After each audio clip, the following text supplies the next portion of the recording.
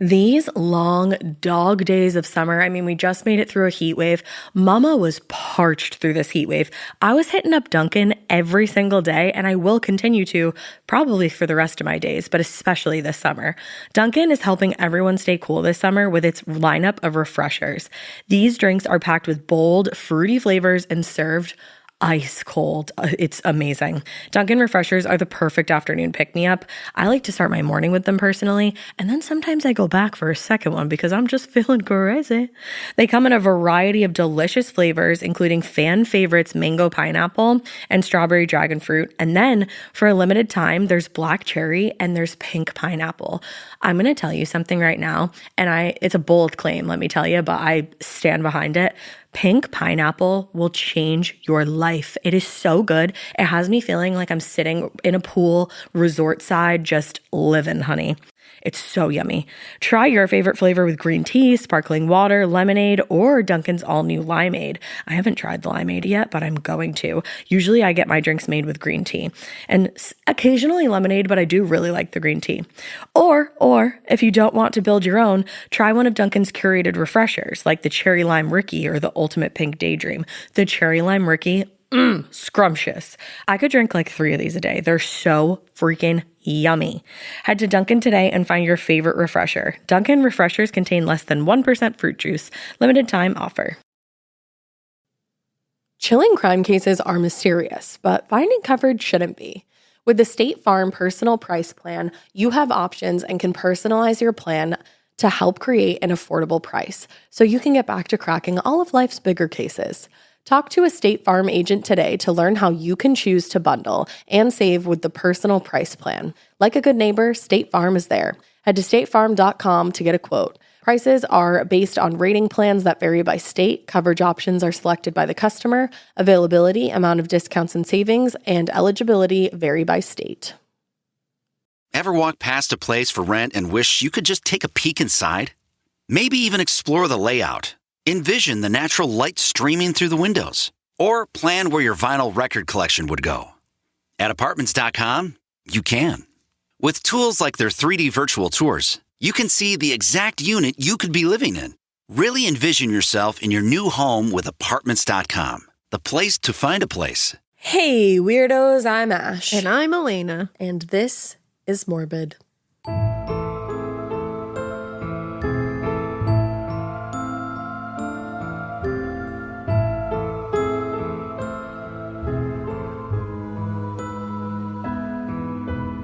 This is morbid. Yeah. You know what I forgot? What'd you forget? I think it was like last week this happened, and I was going to say, I'm Ash, and that's Big Anna over there. Big Anna! And I never did it. Oh, yeah, because I took my kids to see Frozen live. Yeah. And, of course, the girls were like, you're going to, because they wanted to dress up, of course. Yeah, duh. And then they were like, well, you're going to dress up, Mom, right? And I was like, I wasn't planning on it, but now that you've mentioned it, sure. And I was like, what should I wear? I have an Anna gown from like because I was Anna for their birthday party a few years ago. I have an Anna gown. I do have an Anna gown. They wanted me to dress up as Queen Anna a couple of years ago, so I did. It's mom shit. This was a few years ago. So they were like, oh, wear your Anna gown. And I was like, first of all, that's going to be a little tough because it's going to be crazy there. First of all, never. Second of all, don't know if I can fit into that Anna gown still. Like, it's one of those situations where you're like, I don't know. Who knows? Like, that was a few years ago. You're like, that's a gamble that I'm not really in the mood for today. And you know what? Whatever. Like, bodies change. I'm not concerned about it, but like, I don't want to try to fit into it either. No, why ruin my day? I was like, you know what? Is there any other? I was like, how about I do my hair like Queen Anna? So I did like the braid. It looked like cute. the braid or crown thing. And I was like, is there anything else I can do? And so they gave me like the cape, the Queen Anna cape. So like, I was rocking out. And we got there. I was rocking out as Queen Anna. She sends me a picture. She's like, Sunday mom shit. I'm like eating breakfast at like 12 o'clock at my counter. I was like, what's up? You're like, on my way to Frozen, Hell bitch. Yeah. It was great. And we were in the bathroom, which was, I saw a Morbid mama in the bathroom. She said, it's our friend from Morbid. And I was like, you didn't tell me that. I did. Yeah. I saw one of our listeners. What? But it was so fucking chaotic in there. Yeah. And I had all 3 girls because they all decided they had to go to the bathroom at the same time. Girls go to the bathroom in packs. Only one of them had to. Yeah, it's just a girl thing. But they did make me and John get them all through the crowd. And then John was like, Godspeed, and just waited outside. And so we go in there. It's just mania. And one of our listeners, hi, if you're listening. Hi. I was just like, hey, what's up? And she got carried away by a crowd. I was like, bye. Fleeting Annas in the night. But when we were in there, at one point, this little girl looks up and she goes, oh, Mama, look, it's Big Anna. I will only refer to you as Big Anna from this point forward. And I was like, hell yeah. Because like they have like little Anna in the show and everything. So I was like, I'm not actual Big Anna. She told me this last week, and I have been planning this for a long time. I meant to do it last week and say we got Big Anna on the mic. We got Big Anna here. So I was like, well, yeah, I am Big Anna. What's up? What's It was great. The girls loved it. They were like, that girl thought you were Anna. And I was like, yeah, maybe I am. Maybe I am. Who knows? Damn, that's hilarious. Like your dad's Norwegian, perhaps. Remember when they used to look at you they used to look at those little like matching cards and be like, Mama. Mama. And we had like the Frozen matching cards and they'd be like, Mama on Anna all the time. And Dada on the dad? No, it was on, not Kristoff. Weirdly, it was on Hans. Which I was like, they'll love upsetting. that for us. Yeah. John does not have mutton chops, but like, sure. Be a lot cooler if he did. A lot cooler if he did. Hear that, John? Throw some mutton chops. He's like, goodbye. He used to have some pretty sick, mutton chops, but like he had like the like sideburns. Yeah. Like cool sideburns that were cool much more like, bro. Pronounced. But yeah, so that was fun. And before we get into this, our part 2 of Ed Gein here, which, by the way, is going to be the gross part. Oh, goody. We just did some lunch, so that's good. Yeah, it's going to get just a blanket trigger warning over this entire thing because I honestly don't know how to insert enough trigger warnings into this thing. I'll just be saying the word trigger warning 100 times and that'll annoy everybody and me. Yeah. So I'm just going to say it right now. This is a rough one. We're going to talk about mutilation. We're going to talk about some really horrible trinkets that he took from actual human bodies. We're going to be talking about vulvas in a box. Wow. So just like know that that's where this is going. Okay. You know that and you'll sweatshirt be okay. that Corinne has that says, I have a stomachache, but I'm being really brave right now? Yes. That's how I feel. And I actually do have a stomachache, and I am being really brave right now. You are. So wow. Wow. So wow. But before I jump into that, why don't I just give you a nice little TikTok recommendation? Oh, I love those. I haven't done one of those in a little while. Party. I follow this gal. Her name is Becky Ann Galentine because her handle on Twitter, R.I.P. TikTok is My Bloody Galentine. Okay. She's fascinating. She collects, her and her boyfriend, I believe, they collect haunted objects. Ooh. And they'll do these live streams where they kind of like, have a camera on the haunted object. They'll go through it. Really interesting shit. They're just like they have a really interesting collection. She is so smart and so knowledgeable. She goes through a lot of like historical, Victorian death practices. She'll go through like different really fascinating graves around, especially around New England that like you can find and all the history behind them. She's just really knowledgeable. She's really fun to watch. I think she's great. I think you should follow her. She's very interesting. Let's go. Blow it up. She's blow it. Do what you do. She's got a blue check. She's killing it already. So, but she's great. So just go follow her. Love. She's fun. Follow her before the TikTok goes away. Before the TikTok goes away, get as much as you can. But yeah, go to follow her. And now on to really horrific shit. So yay! Everybody, hang tight. Be really brave. Now, when we left you, we were talking about the disappearance of Mary Hogan, the tavern owner, who Ed Gein had taken a liking to. Yes. She was gone without a trace, as far as they were concerned. We also touched upon the disappearance in October 1953 of 15-year-old Evelyn Hartley. She was the babysitter who disappeared when her father couldn't get a hold of her. Found that she wasn't there when he went to the house, found, I think, her glasses and like shoes on the ground, a blood trail leading outside, like looked like she had been loaded into a car and taken away. And like everyone was just going missing in this area. Yeah, there was a lot of missing. Weird. But that one in particular is going to come back. Okay. At least a little bit. So Following Mary Hogan's disappearance, it wasn't lost on many Plainfield locals that Ed was interested in the missing tavern owner. Like, people had seen that. It was pretty obvious. In fact, whenever the subject came up in front of Ed, he would say with a grin, "She's at the farm now. I went and got her in my pickup and took her there. I took her home." And anyone look into that? So they'd be like, "Oh, like that Mary Hogan thing is pretty wild, huh, Ed?" And he'd just be like, "Oh, yeah, she's at the farm now." But he'd be like grinning, like, so they thought he was joking. Yeah, we should always look into these things, guys. I was just going to say.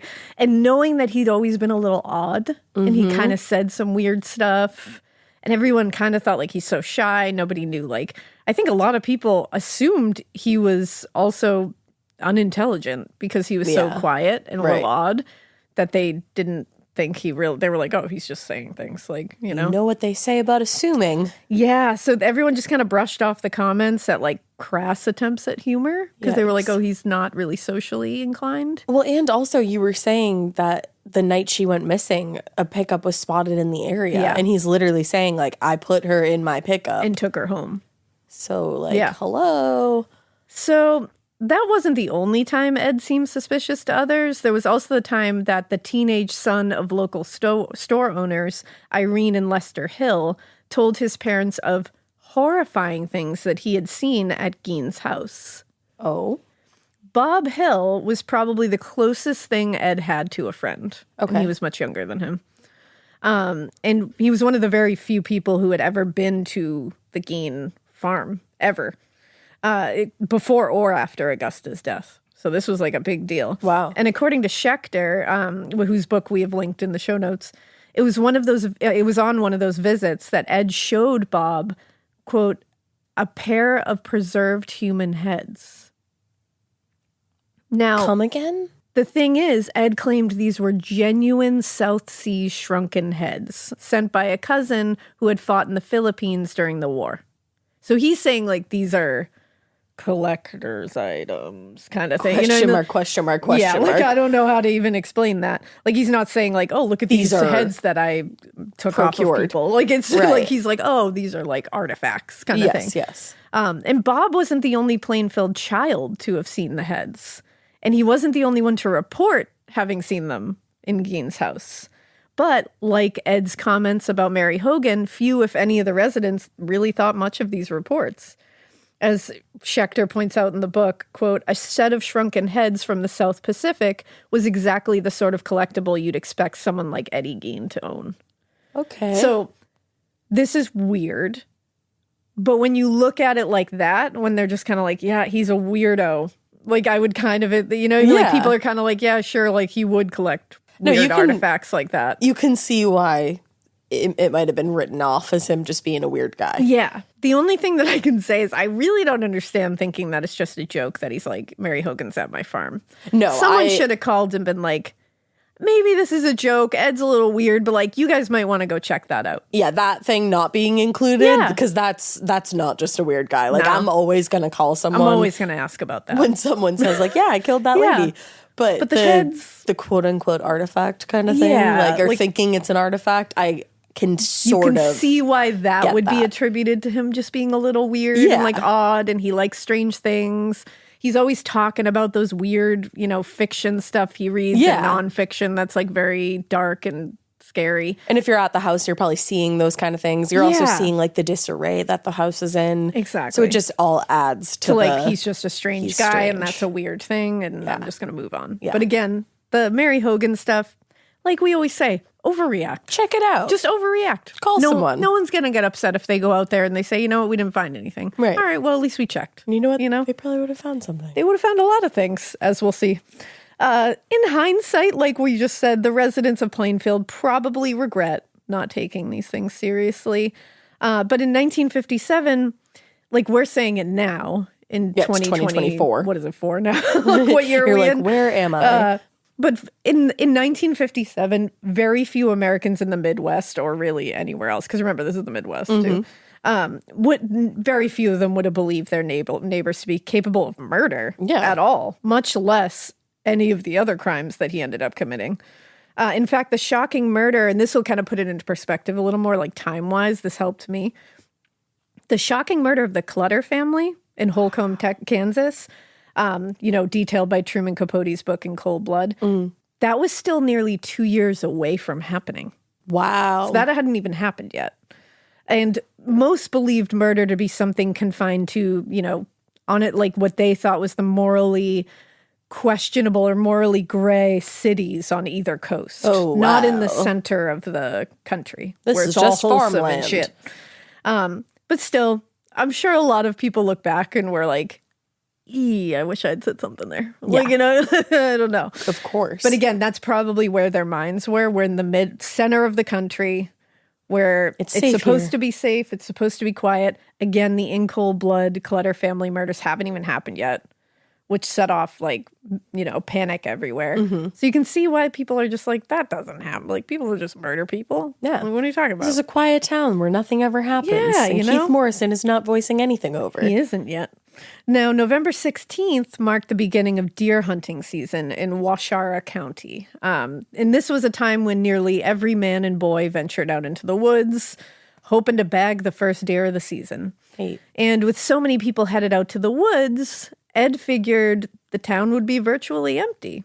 So it was the perfect time to put his plan into motion. Oh. After he finished his breakfast around 8 a.m., he loaded a large gas can into his 1947 sedan, and he headed into town. He stopped at a gas station to fill the can, and from there, he headed over to his destination, which was Worden's Hardware and Implement Store. Now, Worden's had been a Plainfield institution since the 1890s. And in 1957, it was owned and operated by 58-year-old Bernice Worden, she was the daughter of the original owners. She would occasionally be assisted by her son, Frank, because Bernice herself had expanded the business so much. Hell yeah. That she needed help running the place because she was such a badass business lady. Love that. And Bernice was a badass all around. She was a business beast. Like I said, expanded the whole business, needed actually extra help. And she was a loving grandmother. Oh. She was known to be and said to be a little sharp-tongued, quote unquote. Love it. But I think that's code for people not knowing how to handle an assertive woman who speaks her mind. So Hundo they P. use nasty verbiage to describe her. Yeah. Because they can't handle the heat. So get out of the kitchen. Exactly. Get out of Bernice's kitchen. She doesn't want you there She doesn't anyway. want you there. She was also an avid fisher. Cool. Woman. Fisher woman. There you go. Fisher person. I was like, fisher person. Love it. She loved to fish. Cool. She was real good at it. So she was a really well-rounded lady. Yeah. People liked her. She was really well-respected. She ran a badass business that everybody needed. Now, also, little tidbit about Bernice. In 1956, she was the first woman ever to be presented on the front page of the local paper as the Citizen of the Week in Plainfield. Wow. Yeah, so That's really cool. Yeah. Now, like most of the men in the town, Frank had gone hunting that morning, her son, Yeah. leaving Bernice alone to run the store that morning. Now, Bernice probably wasn't surprised to see Ed Gein walk through the door that morning. For the last several weeks, he'd been showing up pretty regularly to kind of just annoy Bernice, essentially. And that day, Ed explained he had stopped in to buy some antifreeze. So Bernice filled up the jug Ed had brought with him before taking his money, and she wrote up a handwritten receipt, then stuffed the carbon copy into the register. Yeah. So that transaction was done. Ed left the store. She was like, cool, that was easy peasy. Bye. But then moments later, he returns. And he's no longer carrying a jug of antifreeze. This time, though, he said, you know what? I'd like to take a look at the new rifles that you have displayed on the wall. And he was like, I was just thinking today, I might want to upgrade. And he was like, can I see this one here? So Bernice handed him a .22 caliber Marlin rifle. And he was like, I just want to take a look at it. And she was like, for sure. Yeah, go for it. For sure, Eddie. Why not? Everyone called him Eddie. Oh, really? Yeah, and so she walks away, and she just walks over to look out the front store window into the street. So her back's to him. She's just looking out the window. Oh, man. According to Harold Schechter, Ed had recently come to believe that, quote, the 58-year-old widow was a wicked creature deserving of divine punishment, the evil antithesis of his own sainted mother. Yes. Such a saint, Augusta. Of course, Bernice had no way of knowing this, and she didn't know that he was right behind her, fishing in his shirt pocket for the 22 bullets that he had brought in with him to the store.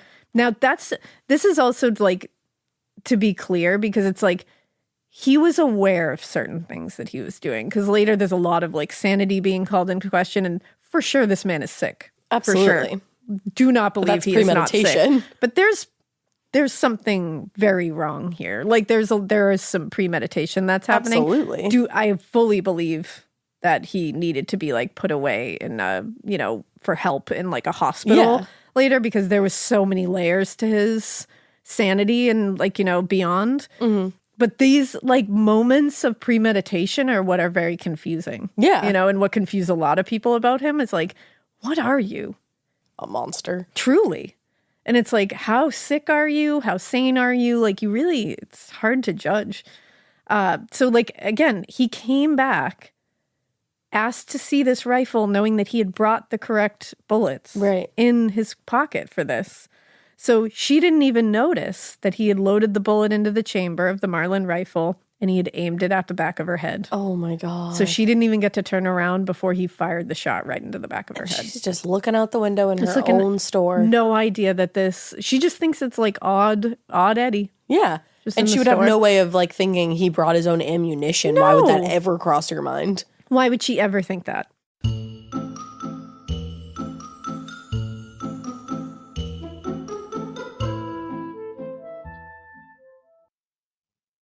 This is a paid ad by BetterHelp. I happen to be somebody that struggles with people pleasing. So a lot of times I will build things up and up and up and up and up and then kind of get to the point where I'm like, I need to let this out to this person.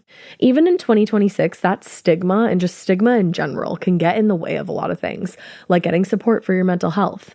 Maybe you've encouraged friends to consider therapy while avoiding taking that first step yourself because you're busy. You're worried about what other people might think or telling yourself that you should handle this all alone. But therapy with BetterHelp, the world's largest online therapy platform, can be a space to slow down and talk through what's been building before it feels unmanageable.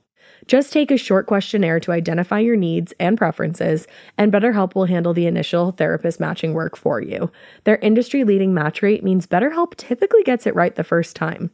Feel confident knowing BetterHelp therapists work according to a strict code of conduct and are fully qualified. Don't let hesitation hold you back. Find support with BetterHelp. Sign up and get 10% off at betterhelp.com/morbid. That's BetterHelp, HELP.com/morbid. Every good detective needs a partner to support them on important cases. Think of a State Farm agent like your sidekick, there to help you along the way in your search for coverage. State Farm can help you choose the coverage you need, whether it's for your home, car, boat, or even RV. With so many options, it's nice knowing you have help finding what fits for you so you can get back to solving all of life's bigger cases. Go to statefarm.com or use the award-winning app to connect with a local agent and get a quote. Like a good neighbor, State Farm is there.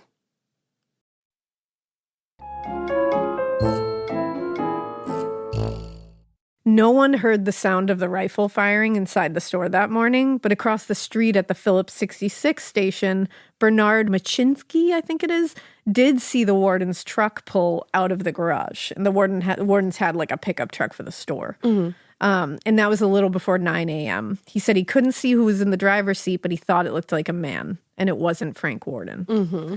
So it seemed a little strange to him that Bernice would have left for the day without turning all the lights off inside the store. And so Bernard told Frank Worden all of this later that afternoon when Frank came back from hunting. He was like, I saw some weird stuff. And Frank was very confused. He was like, what do you mean? Like, what are you talking about? No, she wouldn't have left. Like, and that wasn't me. So as far as he knew, his mother had intended to keep the store open all afternoon and hadn't mentioned any of these plans to go anywhere to him.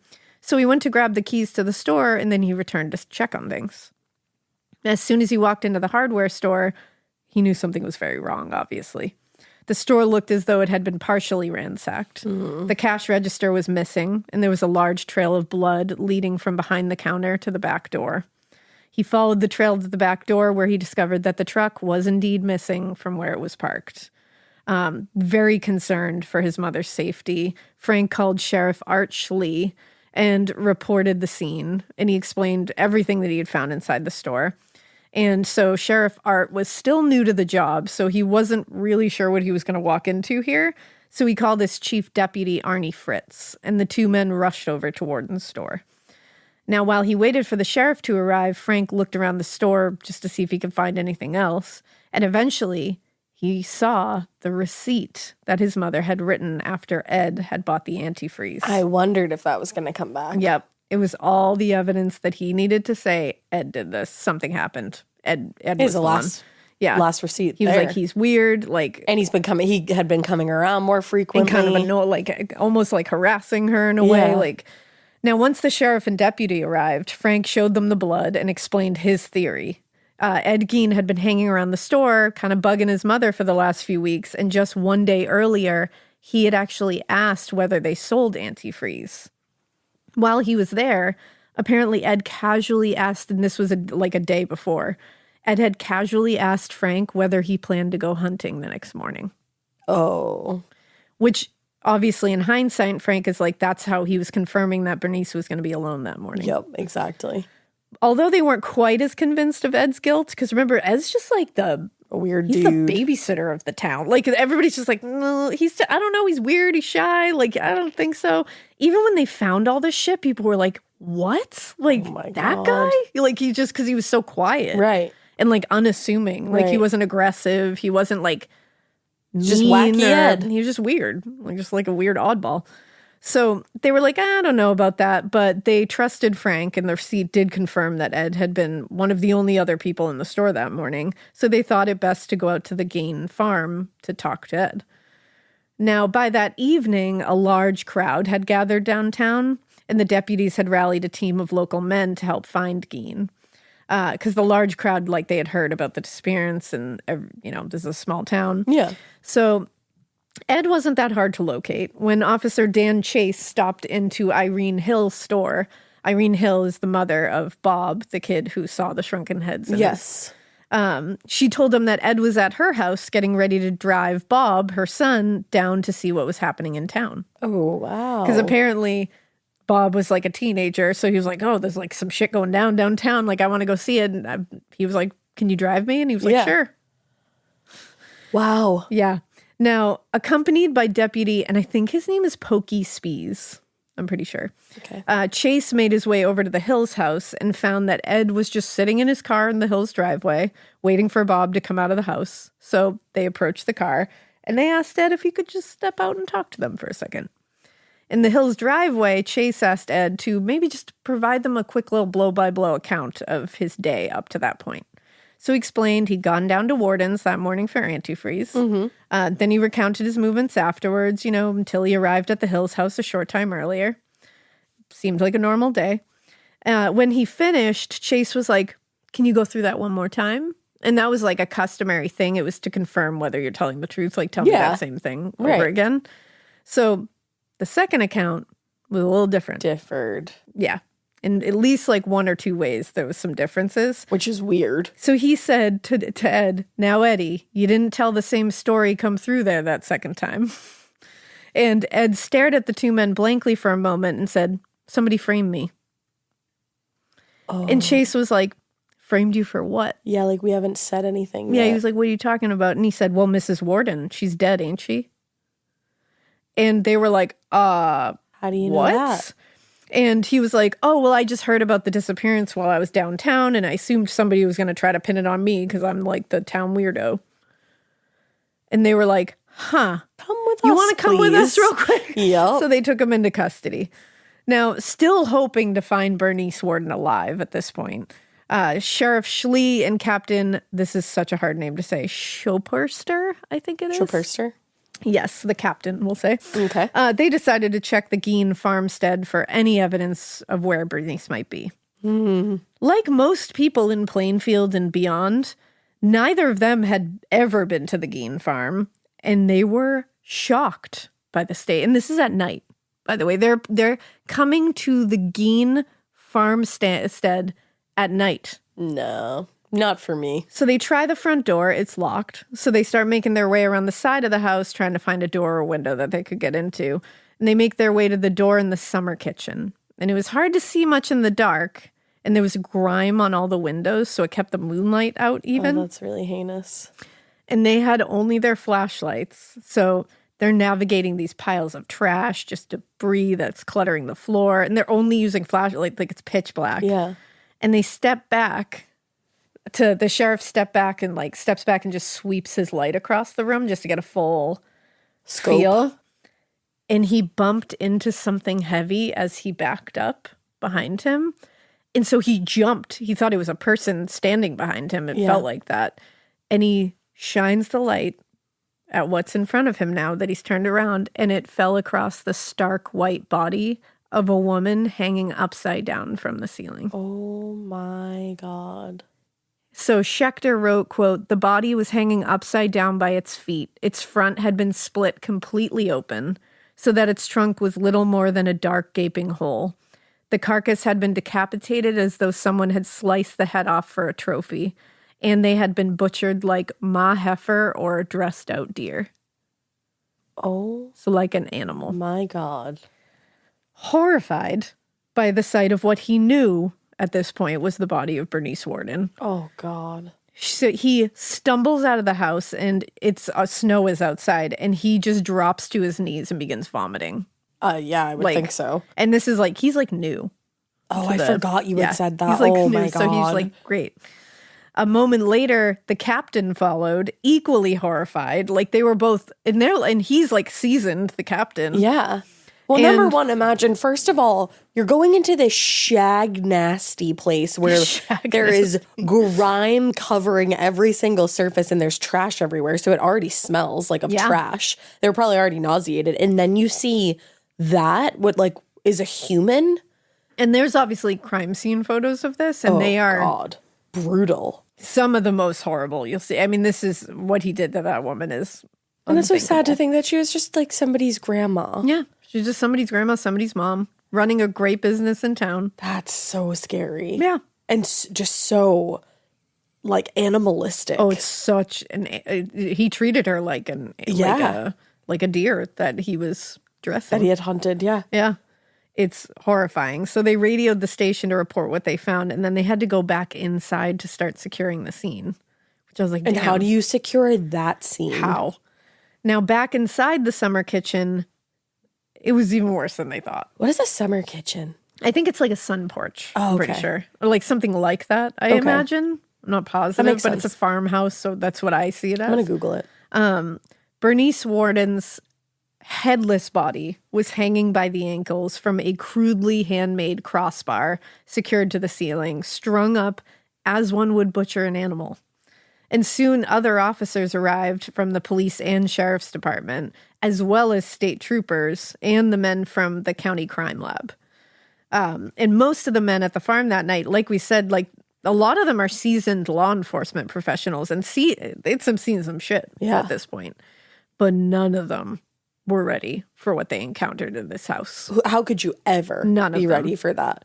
And what's wild is Bernice Worden's body was only the beginning of it. Yeah. So with only flashlights and kerosene lamps to light their way. Again, remember, this is in the middle of the night. Like this is nighttime, barely moonlight coming in. This is the most ghoulish scene I could possibly imagine. And there was no electricity at that farm? I don't think so. Holy shit. That makes it even fucking scarier. And they just made their way through the door in the summer kitchen and found that the interior of the home was even worse. By the way, a summer kitchen is a small outdoor building that you can use like in the warmer weather. Interesting. I'm glad you looked that up. Me too. Because I always pictured it as like a sun porch, but It's sort of like it. but like it's that. a different building. I think it can be attached to the house. I don't know. It's very confusing. Either way. Well, every inch of the floor seemed to be covered in just debris. Boxes, empty bottles, old newspapers, magazines, like trash, debris, a moldy magazine, just all kinds of shit. Ew. There were also things that were just like even strange. Like everything was just kind of gross, but like things that are like weird too. Like there was a coffee can full of wads of chewed gum. Ew. Like what is the meaning of that? And that's where it kind of comes into the like, are you, Something, like something's going on mentally. he's not sane. Like there's No. no way this man is in his proper mind. Like it's just And I think he maybe had moments of clarity. Right. And he himself kind of says he has moments of clarity. Yeah. But he will say he doesn't, like, and we'll see eventually that the investigators do believe parts of what he's saying eventually, because they're like, I really do think he blacks out sometimes. Yeah. Because he would say he would, like, get these urges to go, like, rob a grave. Because we'll get into that, don't worry. And he'd get these urges, and he said he would try to pray it away. And sometimes it would work. And then because remember who he was brought up by. That's what he learned, yeah. And so he said, but sometimes it wouldn't work. And I would wake up and I'd be in the middle of digging into a grave. And he said, and that happened a few times. And I would just put the stuff back and I'd leave and go home. Wow. And so they were like, I think that he, like, which is by no means justification for anything. No, that absolutely not. But I don't think he's sane. He's not all there. Some stuff is very wrong here. He's a very sick man. But you don't get to a place like this No. and have these kind of artifacts being found in your house without something being desperately wrong. Definitely. Like, there's something wrong. Definitely. So there was like the coffee can of, chewed up gum. There was a shelf that just had a bunch of yellowing and cracked dentures all over it. Ew. And then there was a sink full of sand. That's weird. Yeah. It was. Did he ever explain any of these Not things? really. Not like those things in particular, but any of like the weird shit that they found? I think he was just like, this is my stuff. Sink full of sand? Yeah. I wonder if that was like for like preserving I don't know. things. But either way, this was already like, what the fuck is going on? But then they stumbled on the real horrors. Yeah. So they sweep their lights around the room some more, and one of the officers spotted what appeared to be a very odd-shaped soup bowl that was sitting on a table. And when he got closer and looked at it, he said, oh, that's the sawed-off top of a human skull. That's a skull cap that he's using as a bowl, I did not know that. like eating out of. No. Yep. Oh my God. And as they go through the house, the investigators start making a list of all these horrible, fucking ghoulish things that are scattered around his house. And in the kitchen, they found a bunch of other skull caps being used as bowls. Wow. They also found several complete skeletons in the house, including 2 that had been stuck on Ed's bedposts, quote, as decorations. What? And those are from the grave robbing? Yeah, full skeletons. My God. This is, like, that's... Oh, it gets even worse. Okay. Elsewhere in the house, they found 5 heads, full human heads, flesh and all, wrapped in plastic bags. 9 death masks made of human skinned heads. Like, so just like human faces. Yep. 9 of them. Yep. Drums made out of bone and human skin. Several bracelets and belts made out of skin and hair and, quote, preserved female organs. Okay. Hours later, more men arrive at the farm and they bring like a large generator and some lights now. Oh, okay. They want to be able to see what the fuck is going on at this point. Or they have to be able to. Yeah, they have to, unfortunately. And it somehow became more nightmarish in there. Because remember, he's being fueled, we talked about this in part 1, by fantasies, like wild fantasies. Yeah. And also Nazi crime literature. Right. Because remember, we talked about that in the first part. He's being fueled by a lot of fucked up shit here. Nightmare stuff. And so he had fashioned his own lamps and other items from human skin. Yeah. And in one drawer, officers found 9 shriveled vulvas. Oh my God. One had been painted silver and trimmed with red ribbon, and another had been covered in salt. What? Yeah. There was also a jar full of noses and an old Quaker Oats container that held various pieces of human head and face skin. Oh my God. You would never be the same. Like, how do you just go back to your house after working this scene and eat dinner with your family? I wonder so much for these investigators. Truly. I'm like, you guys weren't okay after this. No way. And no one was fucking going to therapy back then. No one was going to therapy back then. So these men just left and went home. They probably just put that in the darkest place Yeah. of their mind somehow and never revisited it. Talking about it, you can picture it in your mind, and you're sitting there going, "Oh my god!" Like, you're not It can there. turn your stomach just even thinking about it. Being there is incomprehensible. Truly It incomprehensible. really is. I can't imagine seeing that. No. And then just having to go about your daily life after that. Yeah, I mean, you think about how scary it is when you're in like a haunt. Like a Halloween haunted house. That's exactly what this and sounds you are like. in the dark and you bump into something and you're like, oh, and then they shine a light on it and it's like this ghoulish little thing hanging or something. Right. And you're like, oh my God, that scared me. And it genuinely scares you. Yeah. Like your heart is beating like crazy and you're like, holy shit. You're in that I had zone. a fight or flight response in a Yes. haunt.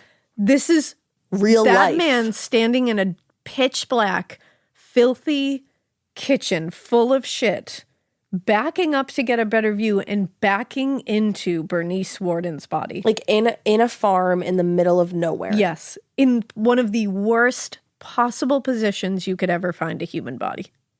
Oh my God. I just can't even fathom that. No, the fact that Ed Gein was a real human being is really a thought. It really is.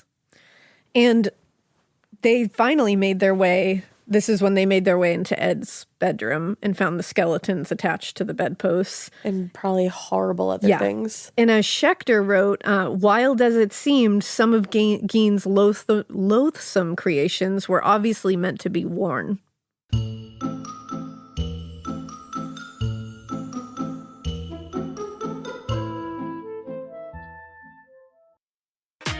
You know that thing where you get an amazing pair of shoes at a really great price and want to tell everyone about it? Yeah, so do we. Here at Designer Shoe Warehouse, we'll give you something to brag about, like the latest styles from brands you love, or the trends everyone's obsessing over, or shoes that make you feel like, well, you. So go ahead, show off a little. Find shoes that get you at prices that get your budget. Head to your DSW store or DSW.com today. DSW, let us surprise you. Talk about regrets. We all know someone who's been in a car accident and said, I don't need to call a lawyer, only to regret it after their pain and damages were worse than expected. When someone hurts you, you deserve to be compensated fairly.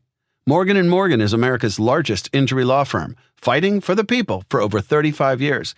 Injured? Visit forthepeople.com/podcast. That's forthepeople.com/podcast. Their fee is free unless they win.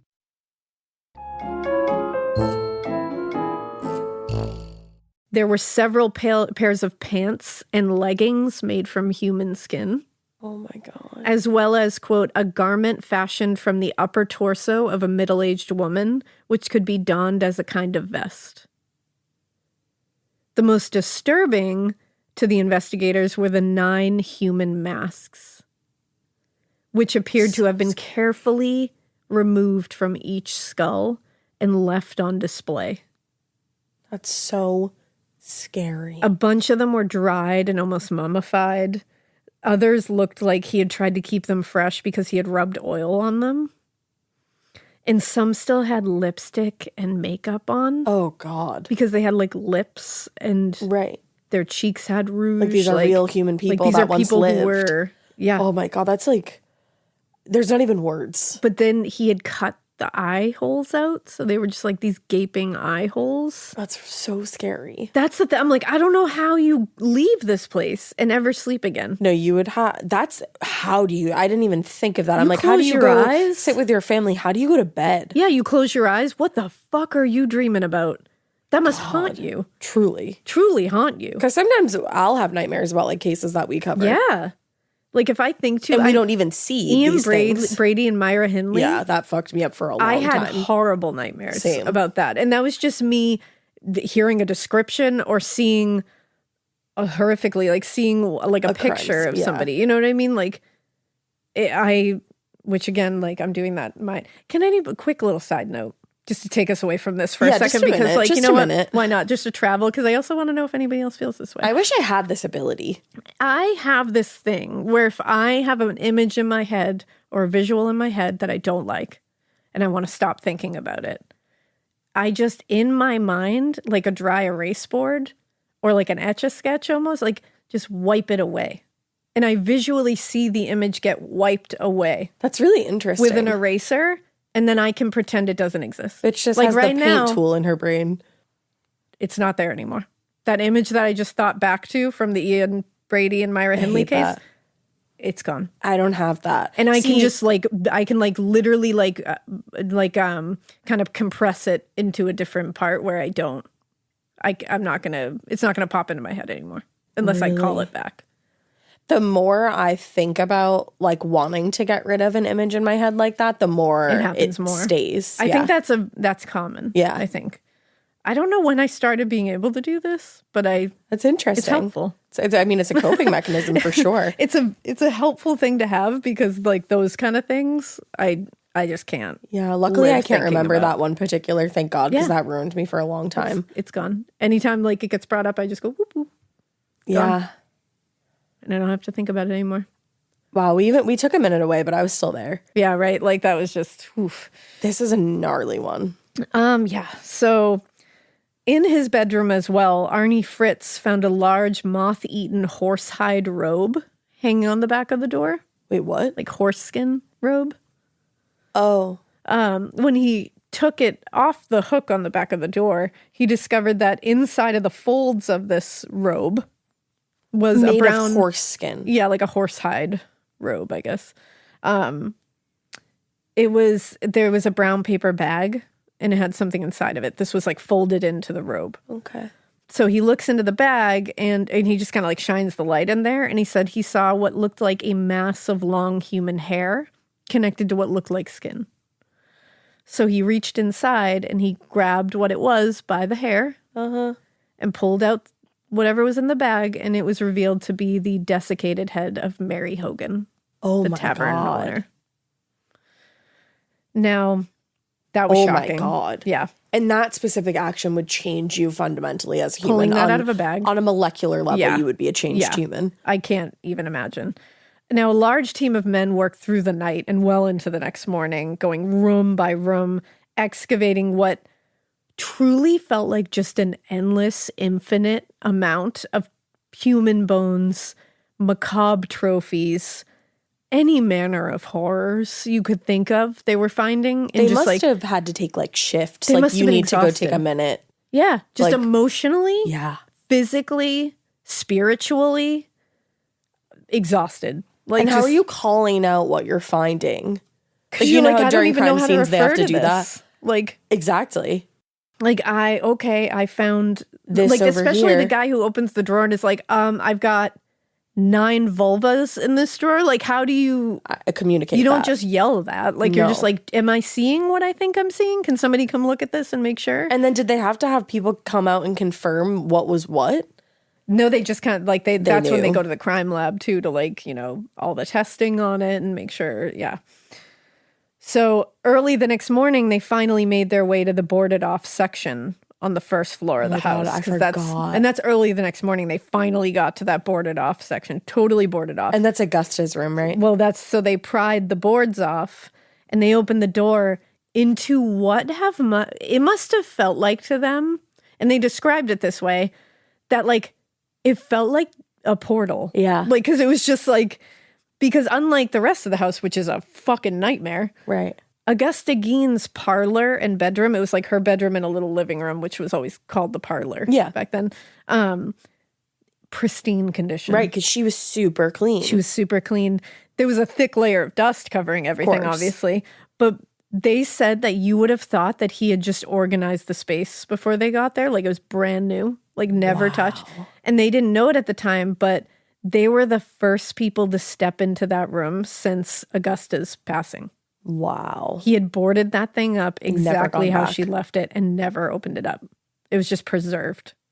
It's so creepy. And they said they walked in and it was just like, what the fuck is this? That's where the Norman Bates of it all comes. Yeah. Like the preserving mama kind of thing. Especially that being the backdrop to what you've just been through. That it's like, it's fucked these up. people are going through this house like we just talked about, seeing the worst shit you could ever conjure up in your darkest imagination. And then to pry that thing open, they probably thought they were going to go into something even gnarlier in the dark sense like that. They were like, oh shit, like what are we going to find in here? Yeah. And then they opened that up and it must have been so fucking unsettling because you're just like, what is this? Yeah. Like, why is this untouched? Why is this perfect? Like, why is this boarded off. And like, what is going on? Yeah. So elsewhere, one of the lead criminologists had set up a workstation and started photographing and cataloging all the just gruesome items that were found in the house. It's also really fun to me, side little trick, that it's like the 50s to hear like a criminologist. It is. I being was there just and thinking like doing that. I don't know. I'm like, just like, wow, look at us go. Yeah, when you said Look the at us go crime in the lab, 50s. I was like, damn, it's only Yeah. like 1957, I think. I mean, it was like in its infancy. but it's still like, wow, like that's Yeah, it's wild. still a that thing. was like still a thought process. So he started photographing to Bernice Worden's body and he had to photograph it while it's still hung from the ceiling. Oh, that's horrific. And then he went on to the other organs, which were found all around. Her heart was found in a plastic bag sitting in front of Ed's stove. Her entrails were later discovered wrapped in an old newspaper and folded inside an old suit. It took some time, but eventually they found Bernice's head. Yeah. Which had been put in a burlap sack and was just stuffed between two old mattresses in the corner of the summer kitchen. Weird. And awful. Right? And it's just like, No, what? there's no rhyme or reason to any of this. But like But everything is just everywhere. Like, why is it in between two mattresses in a burlap sack? Like, what was the thought process? Which I know we're never going to understand And I that don't thought want to. process. Nobody's going to understand that. But it's just like when you look at it at face value, you're just like, what? Why did you put her head there? But obviously, finding her head was discarded of very callously in a burlap sack shoved between two dirty mattresses. Like, what Right. the fuck? That's bad enough. But when they took it out of the sack, the technician realized, quote, what Ed had done was take 2 10-penny nails, bend them into hooks, connect them with a 2-foot length of twine, and stick 1 nail into each of Bernice Worden's ears. This way, the head could be hung in his bedroom as a trophy or wall ornament. Like you would hang a deer head. Wow. So he was planning to mount her head on the wall Like, that's a person. as a trophy. That is a person. A person that you saw daily. And that was nice to you. That like, didn't kind do enough shit to you. Yeah, she was kind to, like, she was totally fine with him. Even though he was annoying her, everybody was like, she was nice to him. Like, she never treated, and she wouldn't have. She wasn't She an just unkind wasn't that woman. kind of person. And I just can't get past the fact that she's somebody's grandmother. Yeah.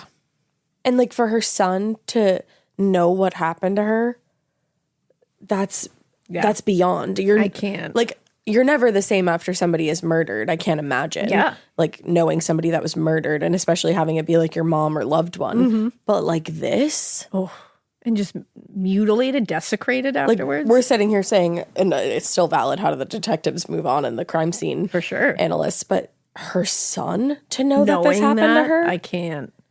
and then to just have to like raise his kids still. Yeah, it's like, what do you do? What do you tell, like, How do you cope? I don't know.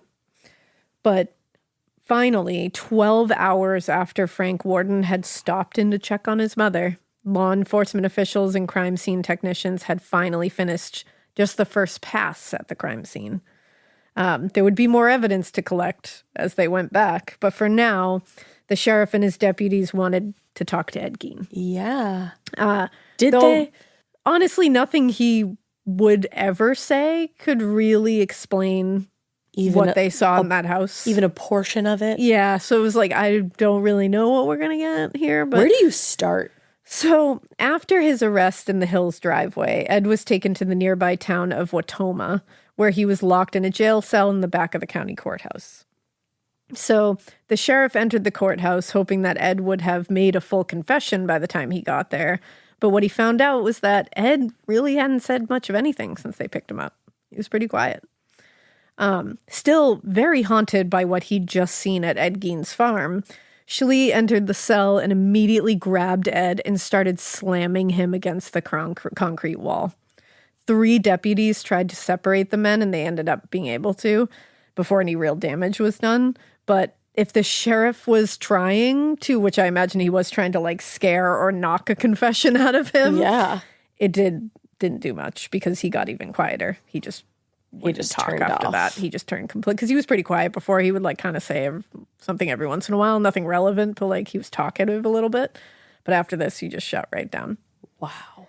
And after what Schlee has just been through, and all of them had just been through at that house, and seeing the monstrous things that this man, like taking Bernice Worden's head out of that burlap sack, finding Mary Hogan's head in that sack. And this is a small town. Like everybody knows everybody. Women. Like this whole police force Worden's probably grew up with these women. institution. The tavern is a place everybody goes. They've seen these women their whole lives. Yeah.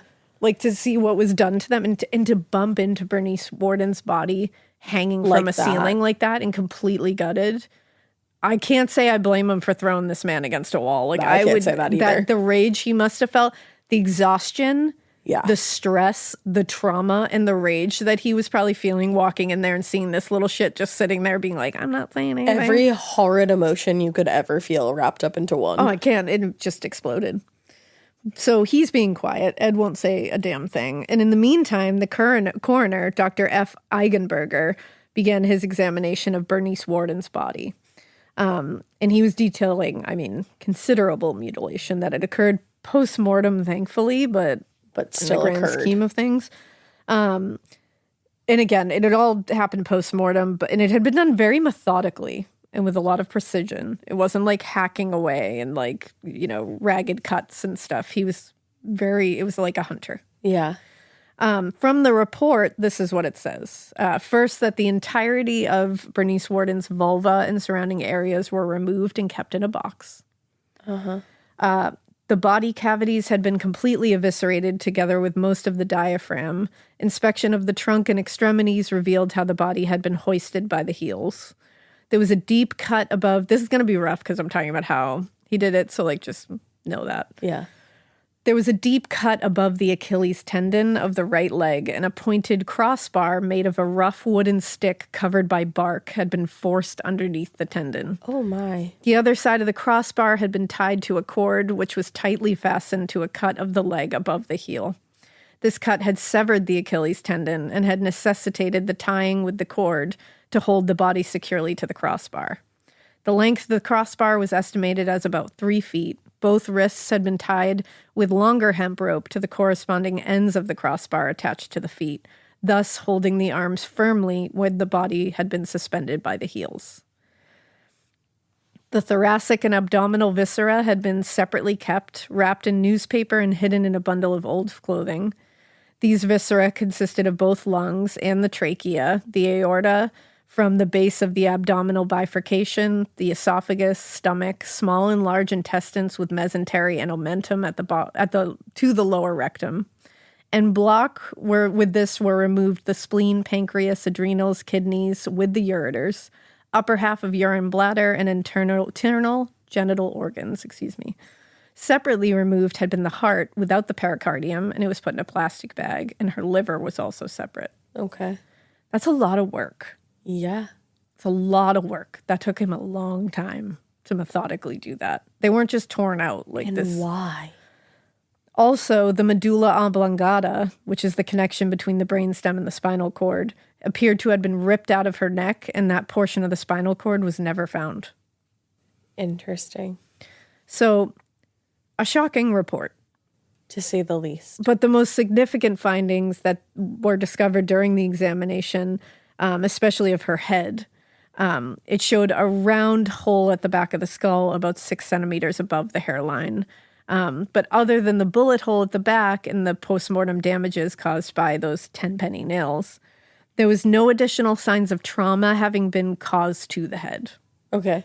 So it was the shot from the rifle. That killed her, right. But the coroner did notice that there was blood in both nostrils, which he said was because of the bullet entering her head. Right. There was no exit wound, and once x-rayed, they found the .22 caliber bullet lodged in the skull just above the right eyeball. Wow. Based on his examination, he concluded that the gunshot was the sole cause of death, and it was fired from a short distance away, and she likely had died within seconds to minutes after being struck. God.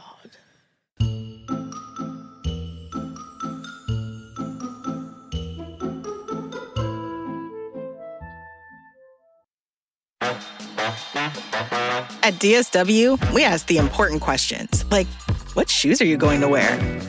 Whether you're prepping for wedding season, festival season, or just planning the ultimate vacay, the right shoes can make or break an RSVP. So own the moment. You've got big plans, and we've got just the shoes. At the perfect price, of course. Get ready to get ready with Designer Shoe Warehouse.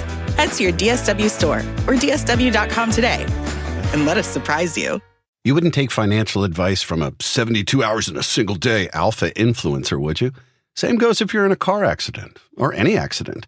Who you choose matters. That's why Morgan & Morgan exists. They're the largest injury law firm in America, and they've built a reputation by actually winning cases, not just talking about it. Over 1,000 lawyers across all 50 states and $30 billion recovered.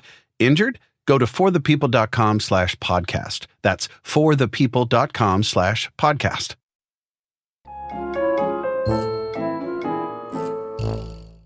Now, the coroner's report included no unexpected or shocking revelations after they had looked at the crime scene, because they had found all of these body parts everywhere and organs. But in the original notes on the examination, those, the person that was transcribing his notes for him was his wife, who was also his secretary, the coroner. Yeah. And she had jotted down, just kind of her thoughts on the report as well, which was strange. She wrote sex slayer and the battered beauty on the back of the notes. Strange.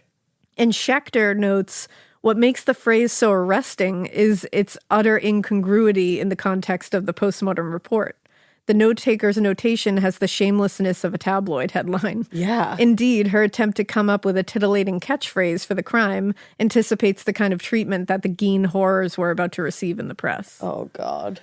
Now, given the number of law enforcement officers out at the Gein farm, some having come from far away as Chicago. Wow. The local press and residents knew something fucking massive had happened there, but they had no idea the details yet. The first news accounts started trickling out slowly on the afternoon of November 17th, which is mere hours after they left the farm. It was just saying that Bernice Worden had been, abducted, she had disappeared, and that she had been murdered, and her body had been discovered on the Gein property. Yeah. There was no mention of the state of her remains or any of the other fucking horrific shit they found on that farm. Though that would come, though. Yeah. Once the details were released, the town of Plainfield, and honestly the entire state of Wisconsin at that point, was horrified by what they were hearing. Everyone started referring to the home as the murder factory and the den of death. The rumors went rampant, even somehow making a unthinkably horrific situation more horrific. I'm I don't think you guys need to do that. No, you don't. It's pretty bad on its own. In their first press conference on the story, Washara County District Attorney fielded questions from the press, but they really didn't have a lot to say when it came to motive. They were I don't think there's real tangible motive here. There's a lot of scary shit, and I don't really know if we're going to understand why this happened. This person is just simply disturbed. Yeah, they were able to match the fingerprints on the Marlin rifle used in the shooting of Bernice Worden to Ed Gein, so they immediately were able to match him to it. And what they said was he probably picked up the gun from the rack and shot her as she looked out the window. Yeah. And it's okay, yeah, I guess. That's what the district attorney, Earl Kylene, told reporters. And he had actually been present for Ed's interrogation, so he offered a little bit of insight into Gein's psychology from his point of view. District attorney. Didn't really do a lot to explain what they found, but according to what Ed said, he said, quote, he was in a daze when he butchered Mrs. Worden, similar to the blackouts that occurred while he robbed graves. So he did admit to shooting Bernice and mutilating her body, but he could not recall the killing or the mutilation that followed. He said that he, quote, only remembered dragging her body from the store. Okay. So during the initial interrogation, Ed had admitted it was possible he had killed others. Possibly. But then he dropped another strange bomb, because he said the additional human remains that they found in their house were things that he had collected at random from cemeteries. That's what he said. And they were like, wait, what? What was that? And he admitted for the last 5 years, he had been making nocturnal, nightly visits to local cemeteries. He said he didn't always rob graves. Sometimes he would just go. Uh-huh. But he robbed graves a lot of the time. And then he would just leave whatever he didn't want in the grave and cover them up. And according to him, he left them in apple pie order. No. Yep. He's like, I just took what I want, put everything back, left it in apple pie order. No. Yep. That's terrifying. Now, he didn't just open graves willy-nilly. Apple pie order. Yeah, apple pie order. That'll change apple pie for you. Yeah. Thinking of Ed Gein saying it. Oof. The way he knew which graves to go to, because he didn't just like willy-nilly open graves, he would read the recent obituaries in the newspaper, and he would find the bodies of newly dead middle-aged women or older, like Mama Augusta. Uh-huh. And in fact, many of the women, he knew them when they were alive. Interacted with them and shit. And now he kept their skull caps as bowls and their skin as lampshades and their heads in bags. And did he admit that, like, he was going after people that looked like his mom or reminded him of his mom? He admitted it, but he didn't see... I don't think he himself connected the deep psychology behind that. But he was like, he would be like, oh, yeah, she looked like my mother. Or, like, I wanted...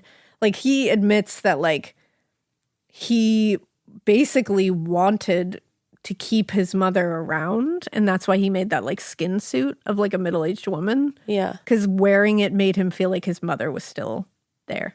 So, like, he wasn't there when he was wearing it. He was his mom. He was in his own mind. Like, his mom was there again.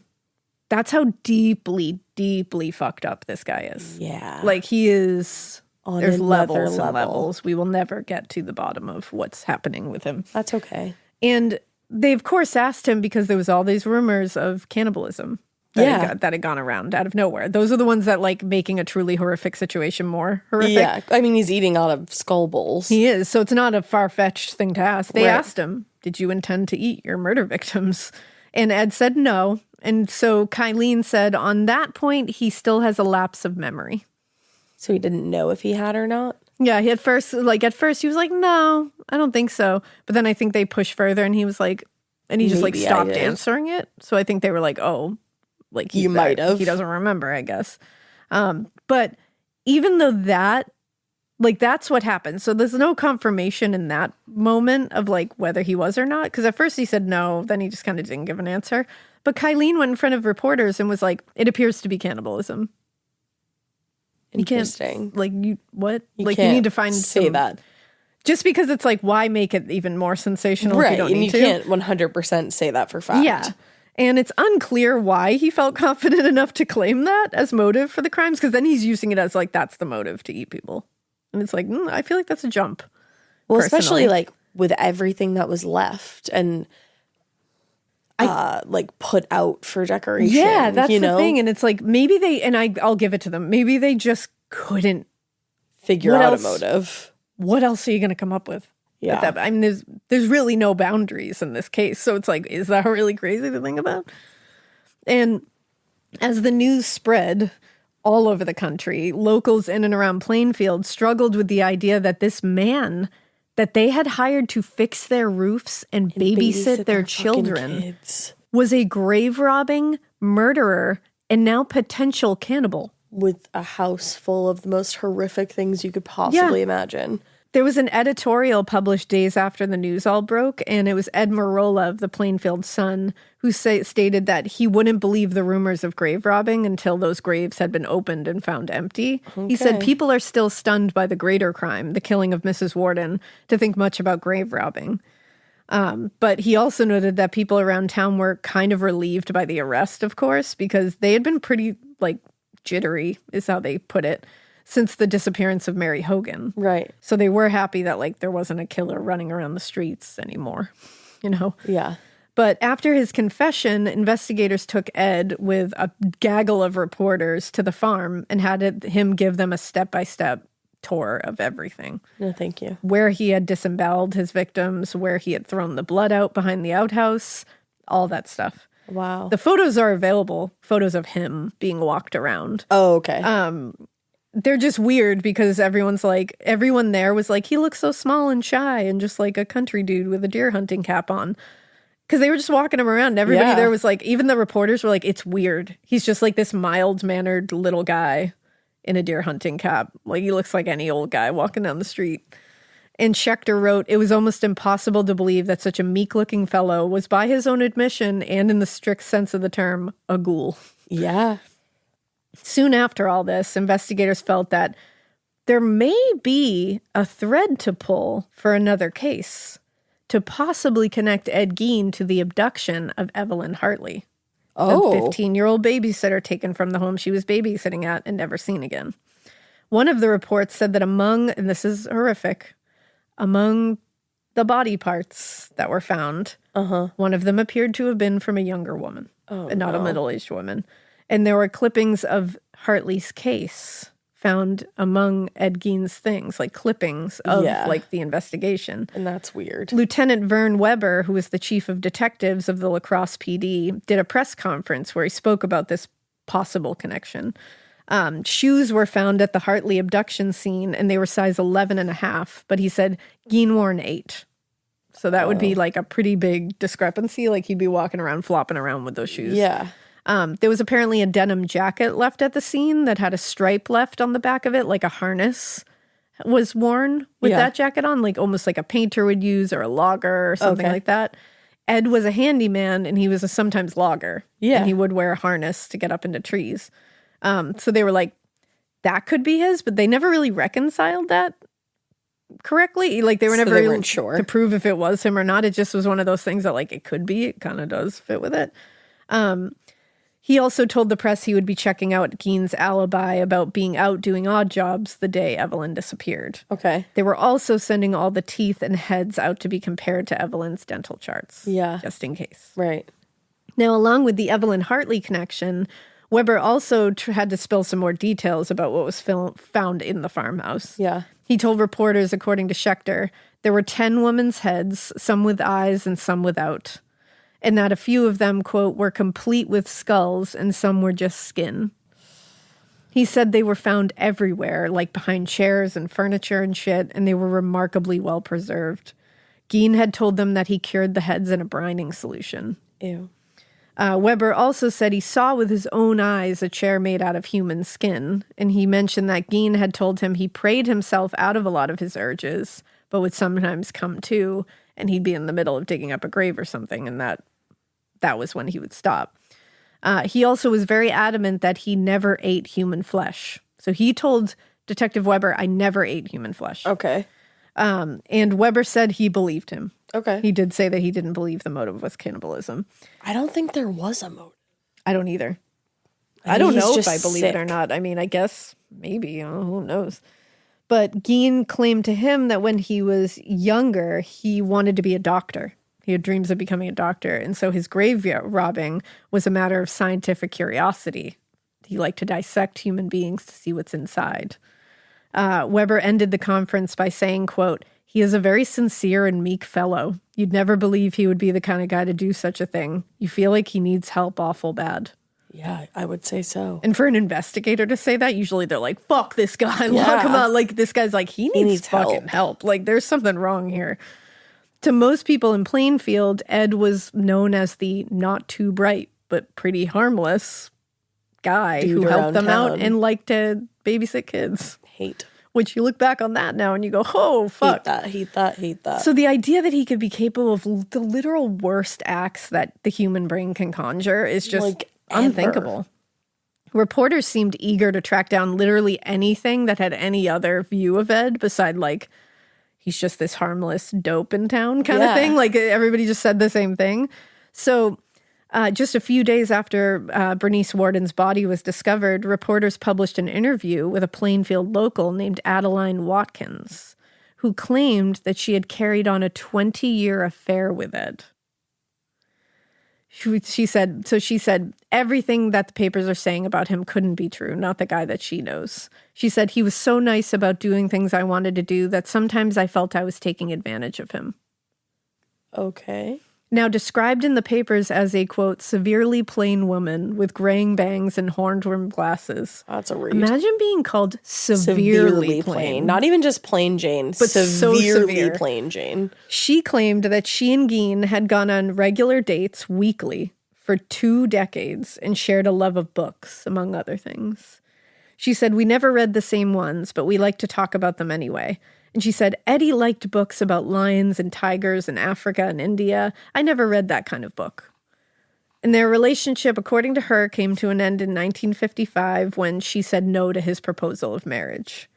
She said, that night he proposed to me. Not in so many words, but I knew what he meant, which I was like, And she said it was very important for her to make clear to the press that she didn't refuse to marry him because of anything to do with him. She said, I turned him down, but not because there was anything wrong with him. It was something wrong with me. I guess I was afraid I wouldn't be able to live up to what he expected of me.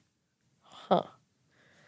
Is there any truth to this? So everybody was just kind of like, huh? What? Like, what? And a day later, Adeline gave another interview to the Plainfield Sun where she described the relationship in a little different terms. Like suddenly it switched a little. Well, he wasn't like the perfect guy. It wasn't like this whole thing. So now she's being scrutinized. Of course, people are like, wait a second. And suddenly the story fell apart and was determined to be completely fabricated. She just made that up? She just made that Why shit would up. you ever want to be like, yeah, I dated that guy? She wasn't just severely plain. She was severely fucked up. She, so what they said later was she had, quote, fallen victim to the wiles of the big city press. The city papers were hungry for human interest news, so they played up the innocent enough relations to spin the story. The truth is, his relationship with Adeline Watkins was super casual, if they had even met at all. Yeah. Like, they might not have ever met. I believe that. And she would go on later to claim that the stories reported about her and Ed in the papers were completely false. And was like, I don't know where they came from. Somebody just pulled that out of their ass? So now we are at the point where everyone has spun this story. Like the cannibalism rumors are coming out, making it worse. Ed's claiming he never tasted human flesh. That was not something he did. But the rumor mill is going crazy. Now we have people coming out of the woodwork saying that they were in a 20+ affair with him. When the man never left his fucking farmhouse, except to like babysit and do odd jobs. And then would just like rot in that house. We've discovered the hidden Augusta room that has been preserved. We found the most horrific shit in the world in there. We have found Mary Hogan's head. Yeah. But now they need to prove that he murdered her and not that he just somehow procured her head. Yeah. Obviously they believe he did, but they need to find proof of it. They have the proof of the Bernice Worden murder. Right.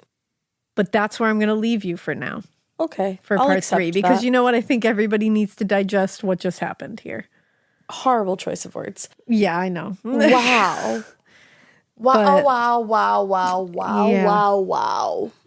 Yep. Some of y'all are just going to go to work now. Yeah, I'm sorry about that. That's crazy. I'm sorry about that. But we'll be back for part 3. It's a story. It's certainly a story. It's true. It's unfortunately true.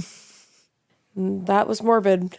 We hope you keep listening. And we hope you keep it weird. But also weird that you lie about dating Ed Gein, because that's a weird fucking choice. Yeah, don't do that. That's what I got out of that. That's all you got out of that. I'm kidding.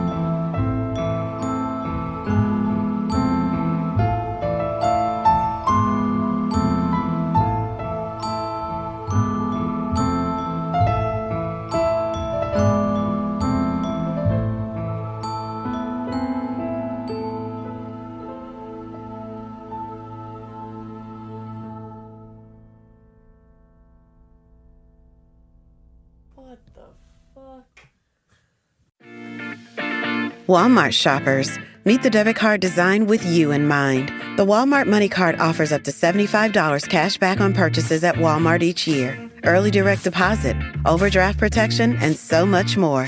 When Walmart is your everyday store, you need a card to match. That's the Walmart Money Card. Open your account today.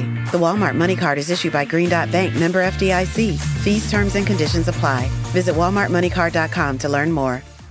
In the U.S., there's a break-in every 26 seconds. But when intruders step near, Simply Safe Home Security steps up. Stop. This is Simply Safe. Police are on the way. Using AI alerts, U.S.-based live agents help deter break-ins. Simply Safe, no long-term contracts. Save 50% on your new system with professional monitoring at simplysafe.com/SXM or with promo code SXM. Outdoor deterrence requires a Simply Safe Active Guard outdoor protection plan starting at $49.99 a month. Visit simplysafe.com/licenses for alarm license information. Tennessee 2012.